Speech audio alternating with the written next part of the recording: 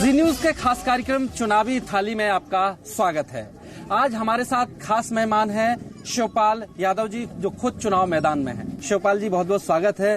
वैसे तो आपसे नाश्ते पर बात होनी थी, लेकिन हो रही है, वो नाश्ता हो रहा है शाम को। इसी तरह रोजाना रूटीन अब बन गया होगा, क्योंकि आप सुबह से शाम तक व्यस्त रहते हैं।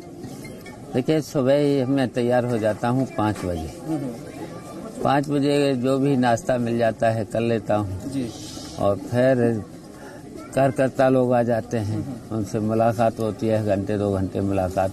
उसके बाद फील्ड में निकल जाते हैं, गांव देहात में निकल जाते हैं, वोट मांगते हैं सवेरे से शाम तक। जी जी। मीटिंग भी होती है, फिर दरवाजे भी जाना पड़ता है। हाँ। और इस तरीके से 20-25 गाँव में वोट मांग लेता हूँ। हाँ, क्योंकि आपके तो सिर्फ आपकी लोकसभा कॉन्स्टिट्यूंसी के अलावा और भी कैंडिडेट आपने उतार रखे हैं, ये भी है। हाँ, बाहर भी जाना पड़ता है। जी जी। इसी तरह आप सादा खाना प्रेफर करते हैं? बिल्कुल सादा खाना बढ़िया। क्या आपका पसंद है खासकर खाने में? दाल, सब्जी, रोटी। हाँ। ये भिंडी की सब्जी भी पसंद है। अच्छा। दाल भी पसंद है, रायता भी है। यानी बिल्कुल देसी खाना, सादा खाना मिर्च बिल्कुल पसंद है। कहते भी हैं आपको कि जमीन से जुड़ा हुआ आदमी है। मैं बात कर रहा था अभी फिरोजाबाद में, तो बोले कि उनको शिवपाल के नाम से कोई नहीं जानता, चाचा बुलाइए आप, चाचा। हाँ, लड़कों ने रख दिया है, चाचा बोलते हैं। लेकिन चाचा को तो इस बार भतीजा टक्कर दे रहा है। देखिए, और भतीजे की वजह से तो मुझे आना पड़ा। भतीजे ने 5 साल जनता की तरफ देखा नहीं, तो फिरोजाबाद के लोगों ने मुझे बुलाया, तो उन्हीं के प्रस्ताव पर हम यहाँ चुनाव लड़ने आ गए। और वही चुनाव हमारे तो यहाँ जनता चुनाव लड़ रही है। मुझे तो बाहर भी जाना पड़ता है। हमारे 11 प्रदेशों में 51 प्रत्याशी आज लड़ रहे हैं, और उत्तर प्रदेश में अभी 61 प्रत्याशियों को मैं उतार चुका हूँ। अभी और उतारना है। मायावती जी ने भी अपील की कि नेताजी को जिताइए, दिल्ली का रास्ता साफ कीजिए। तो लगता है आपको कि मायावती जी दिल्ली के रास्ते तक साथ देंगी नेताजी का, जिस तरह से आज उनके लिए वोट मांगे हैं? देखिए, नेताजी मैनपुरी लोकसभा से चुनाव लड़ रहे हैं। हम जिससे विधायक 5 बार हुए हैं, जसवंत नगर, वो भी हमारा विधानसभा क्षेत्र उसी में आता है। कल मैंने भी नेताजी के समर्थन में नेताजी को जिताने के लिए कल बैठक की थी, बड़ी बैठक की। तो हमारे लोग भी नेताजी को वहां से जिताएंगे, और हमारा जसवंतनगर क्षेत्र सबसे बड़ी लीड देगा वहां से। आप तो नेताजी को जिता रहे हैं, लेकिन नेताजी आपके जिताने के लिए आएंगे? देखिए, नेताजी का आशीर्वाद है। नेताजी हमारी तारीफ करते हैं, हर जगह तारीफ करते हैं। नेताजी ने केवल मैनपुरी आए हैं, मैनपुरी के अलावा कहीं पर भी गए नहीं हैं। तो नेताजी का स्वास्थ्य को देखते हुए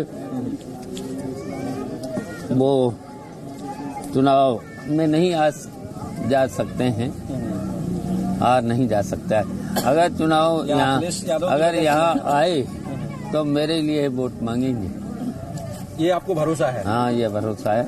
नेताजी ने जो ये कदम उठाया बीते 2 सालों में पार्टी को, कि आपसे अलग पार्टी बनवाई, उधर आप कह रहे थे कि वो कह रहे हैं अखिलेश यादव बात नहीं मानते, तो कई लोग कह रहे हैं कि ये नेताजी की कदम कौन सा है? बेटे को नेता पूरी तरह से बनाने के लिए, या फिर आपको पूरी तरह से नेता बनाने के लिए? देखिए, नेताजी का हमने हमेशा सम्मान किया है, नेताजी की हमने सेवा भी की है जी। और अखिलेश को भी मैंने ही पढ़ाया लिखाया है, मेरे पास रहा भी है। अखिलेश को जब मैंने धौलपुर एडमिशन कराया तो मैं ले जाता था, लाता था, छोड़ता था, पॉकेट मनी, किताबों से, कपड़ों से लेकर के। और जो बच्चे का प्यार दिया है, सरला ने ही माँ की तरह उनको प्यार दिया है। लेकिन अब क्या होना था ये मैंने कभी सोचा नहीं था। बिल्कुल कभी सोचा नहीं था। ये भी नहीं सोचा था मैंने क्या नेताजी के रहते हमारी पार्टी अलग होगी, मुझे अलग पार्टी बनाना पड़ेगी। मैंने कभी सोचा भी नहीं। मैंने फिर बाद में भी प्रयास किया हम सब लोग एक रहें, लेकिन नहीं माना। किसकी वजह से? विलेन कौन है इस पूरे अब परिवार को? तो अब हम अपने मुंह से नहीं कहना चाहते, सब लोग जानते हैं, पूरा प्रदेश जानता है, सब लोग जानते हैं। न पूछ लो, अलग अलग सब बता देंगे। बहन फोन है। किसी ने मुझसे जिक्र किया कि पापा से पूछ लो, ये भी एक सेंटेंस चर्चा में है कि जब अक्षय के पास कोई काम कराने जाते हैं हर दिन तो पापा से पूछ लो कहते हैं, तो ये भी एक चर्चा में। तो काफी सारे शब्द चर्चा में हो गए हैं। यहाँ काफी शब्द हमने भी देखा करके, चश्मा है, शगुनी है। शकुनी? हाँ, शगुनी। अच्छा, शकुनी भी है। और भी नाम है। अखिलेश को एकदम से ऐसा क्या हो गया कि आप पर भरोसा नहीं रहा? ये हमने तो कभी सोचा भी नहीं था। मान लिया चलिए हमसे, हमारी पत्नी से तो नहीं कभी इतना ऐसे प्यार दिया है। अगर आज पत्नी सामने पड़ जाए तो कभी बोल भी नहीं सकता। उसके हाथ भी नहीं चलाया, और पाला सो अलग है, पढ़ाया लिखाया सो अलग है। और फिर इसके बाद इसकी शादी होने के बाद इसके बच्चों को भी,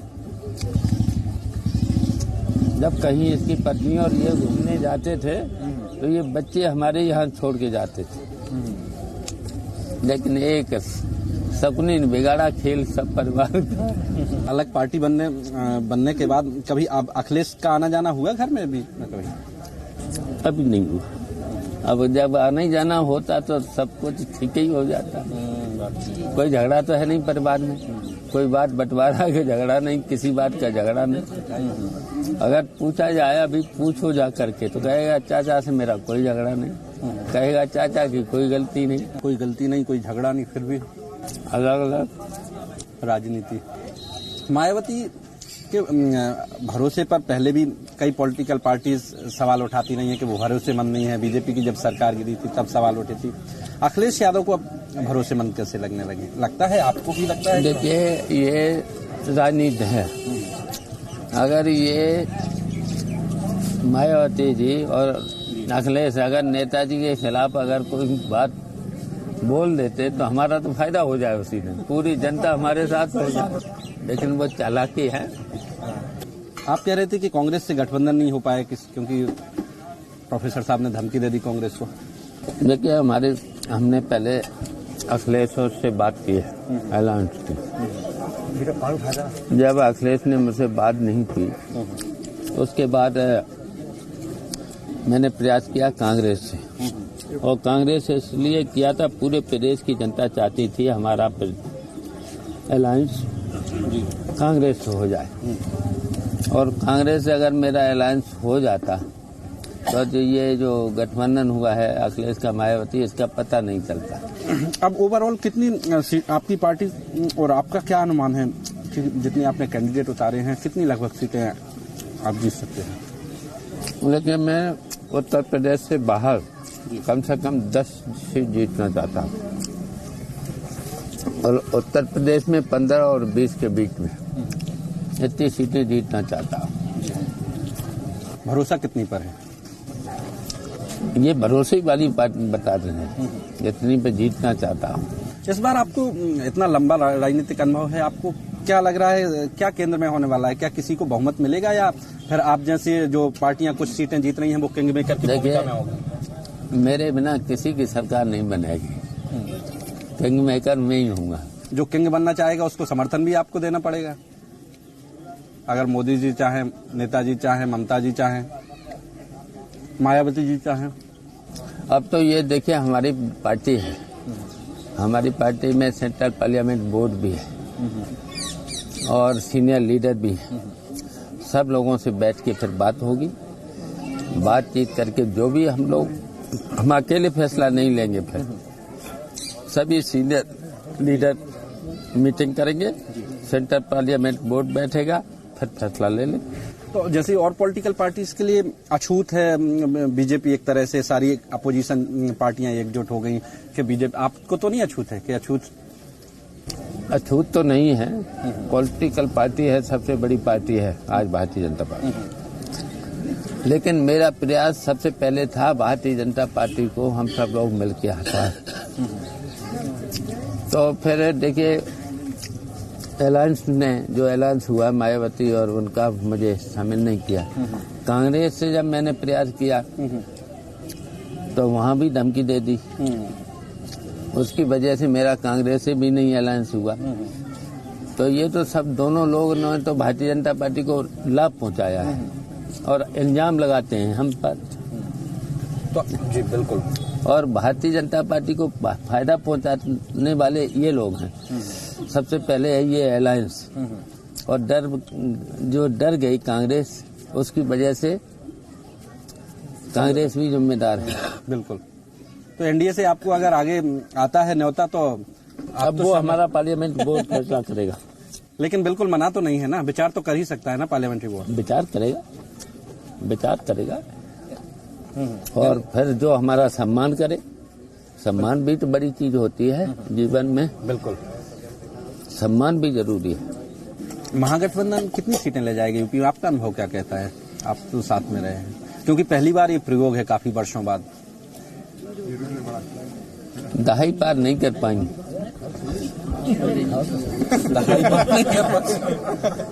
मतलब आप कह रहे हैं कि मतलब 10 से कम रहेंगे? 10 से कम रहेंगे। आपका ये अनुमान है कि 10 से कम रहेंगे महागठबंधन के? हाँ, 0/0 ही है। 0/0। हाँ, पिछली बार तो बहन जी का 0 था। इस बार ये कह रहे हैं सब लोग के दोनों जुड़ के आ गए तो 50 से पार जाना। वो तो कह रहे हैं कि अच्छा, 0 से कोई मल्टीप्लाई करा जाए तो क्या होगा? 0 ही होगा। आपका राजनीतिक अनुभव क्या कहता है? क्या जो आपका कोर वोटर रहा है वो जाएगा गठबंधन में बसपा के कैंडिडेट को? देखिए, मायावती जब मुख्यमंत्री थी तब भेदभाव बहुत हुआ है लोगों के साथ। झूठे मुकदमे लिखे गए, उत्पीड़न हुआ है। जब मायावती जी मुख्यमंत्री थी तब मैं लीडर अपोजिशन था। मैंने पुतले भी बहुत जनता ने फूके। उन्होंने जेल भी भेजा है बहुत से लोगों को, झूठे मुकदमे लिख करके। तो जो वो उत्पीड़न हुआ है वो पब्लिक को पता है। जी। आपके कार्यकर्ताओं का भी उस दौरान उत्पीड़न हुआ? जेल में गए, हम भी गए कई बार। तो आपका कार्यकर्ता मतलब ट्रांसफर नहीं होगा? आपका अनुभव ये कहता है वोटर नहीं होना नहीं चाहिए। यहाँ हमारा प्रत्याशी है तब वरीयता हमारे प्रत्याशी को देगा, चाबी को। हाथी पे नहीं चढ़ेगा, चाबी पे आएगा। तो आनी चाहिए चाबी पे। जब हमने उनके साथ संघर्ष किया है, लड़े हैं, बचाया है।